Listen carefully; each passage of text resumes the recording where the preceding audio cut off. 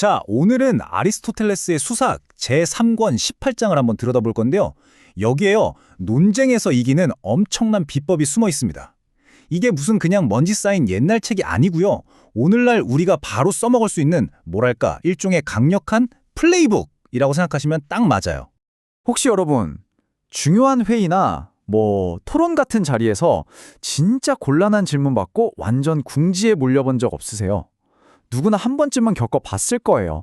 어떻게든 빠져나가고는 싶은데 막 머릿속은 하얘지고 말은 꼬이고 그런 상황 말이죠. 근데 진짜 놀라운 건 이 문제의 해답을 무려 2300년 전에 한 전략가 앉아서 찾을 수 있다는 거예요. 네, 바로 아리스토텔레스죠. 아리스토텔레스가 바로 이런 순간을 위해서 공격하고 방어하고 심지어는 약간 특수 전술까지 담아놓은 플레이북을 만들어 놨더라고요. 자, 그럼 그 첫 번째 전술부터 바로 한번 파고 들어가 볼까요? 첫 번째 플레이, 바로 결정적 질문입니다. 이건 쉽게 말해서 신문을 공격 전략으로 쓰는 건데요. 아리스토텔레스가 말하길 정말 잘 짜인 질문 하나만 딱 던지면 논쟁의 판을 완전히 뒤집어 버릴 수 있는 그런 순간이 온다는 겁니다. 자, 그럼 그 결정적인 질문, 대체 언제 던져야 할까요? 아리스토텔레스가 딱 4가지 타이밍을 짚어주는데요. 이게 진짜 기가 막히게 전략적이에요. 한번 보세요. 첫째, 질문 하나만 더 던지면 상대 주장이 완전 와르르 무너질 때. 둘째, 하나는 너무 뻔한 사실이고 다른 하나는 그냥 네라는 대답만 받아내면 끝날 때. 셋째, 상대방 말의 모순을 바로 까발릴 수 있을 때. 그리고 마지막으로 상대가 어떻게 대답해도 곤란해지는 그야말로 외통수에 걸렸을 때. 바로 이때가 우리가 칼을 뽑아야 할 순간이라는 거죠. 자, 실제 예시를 한번 볼까요? 고대 아테네의 유명한 정치가죠. 페리클레스. 그가 람폰이라는 사람에게 질문을 던지는 장면입니다. 구원의 여신을 기리는 제례에 대해서 툭 하고 묻죠. 그러자 람폰이 아주 자신만만하게 대답합니다. 네, 하고요. 근데 람폰은 자기가 지금 막 어떤 덫에 발을 들여놨는지 전혀 눈치채지 못하고 있었어요.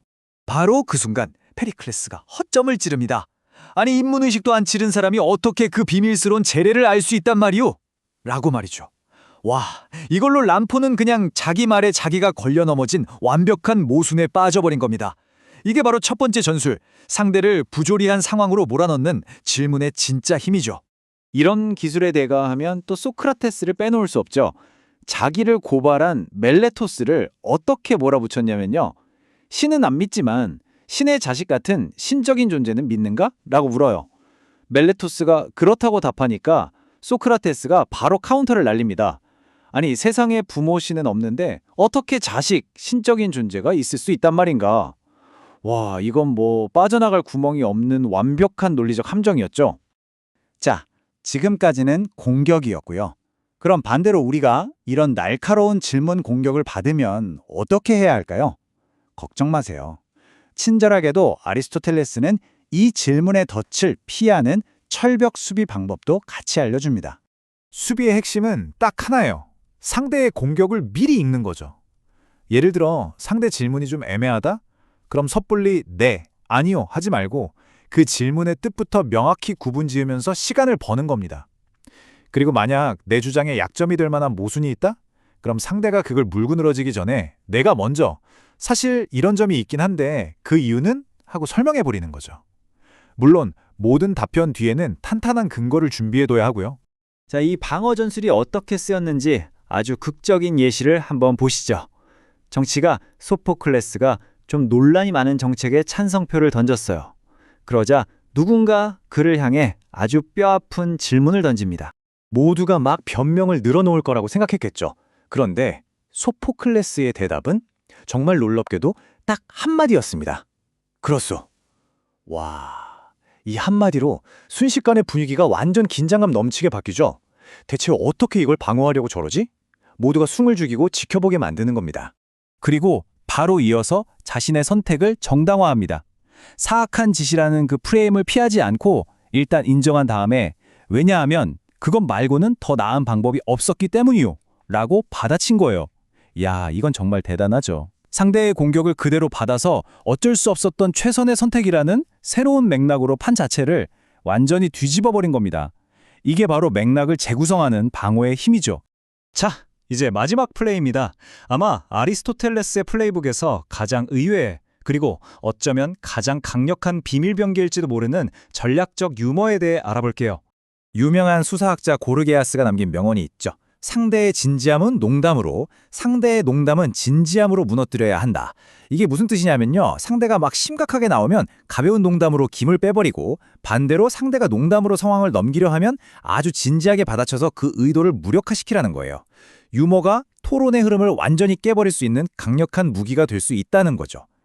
근데 여기서 아리스토텔레스가 아주 중요한 경고를 하나 덧붙입니다. 모든 유머가 다 똑같은 게 아니라는 거예요. 잘못 쓰면 오히려 독이 될 수도 있다는 거죠. 아리스토텔레스는 유머를 딱 두 종류로 나눴어요. 하나는 세련된 아이러니, 다른 하나는 좀 저속한 익살입니다. 아이러니는 뭐랄까 듣는 사람이 스스로 생각하면서 피식하게 만드는 그런 지적인 유머예요. 한마디로 고수의 유머죠. 반면에 익살은 그냥 남을 웃기는 거 그 자체에만 목적이 있는, 그래서 좀 품격이 떨어진다고 본 거예요. 자, 그럼 오늘 내용을 한번 정리해 볼까요? 우리는 아리스토텔레스의 플레이북에 담긴 3가지 핵심 전술을 살펴봤습니다. 첫째, 상대를 궁지로 몰아넣는 날카로운 질문이라는 공격 기술. 둘째, 그 공격을 무력화시키는 철벽 수비. 그리고 마지막으로 판을 완전히 흔들어버리는 전략적 유머라는 특수 기술까지요. 이 2300년 전의 지혜가 오늘날 우리에게 던지는 질문이 참 묵직합니다. 딱 걸렸어 식의 저널리즘이나 끝도 없이 이어지는 소셜미디어 토론이 넘쳐나는 세상이잖아요. 과연 어디까지가 효과적인 설득이고 어디부터가 교묘한 조작일까요? 아리스토텔레스의 이 낡은 책을 통해 우리가 지금 한 번쯤 진지하게 고민해 볼 문제가 아닌가 싶습니다.